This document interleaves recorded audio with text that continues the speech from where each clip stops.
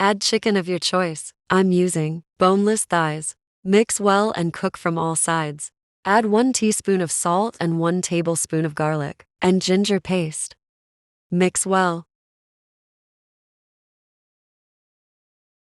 Now add 5 to 6 tomatoes and cover for 2 to 3 minutes. Now peel off the skin and cook on high flame so the water evaporate. I'm going to remove the chicken here so it's not overcooked. Once the water finishes and you can see the oil has separated, add the chicken back in and cook further. Now add the onion puree that we made at the start. Keep cooking on high flame.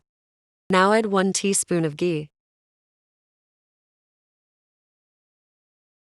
Now add 1 teaspoon of red chili powder.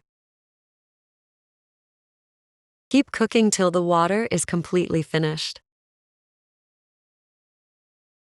Now add 3 tablespoons of Greek yogurt and cook it on high flame. The taste can change according to the yogurt you are using. As I have used Greek yogurt, the karhai will be creamy. Now add green and red chilies, 1 teaspoon cumin powder, coriander powder, and fresh crushed peppercorn. Cook for another 2 minutes and add fresh coriander.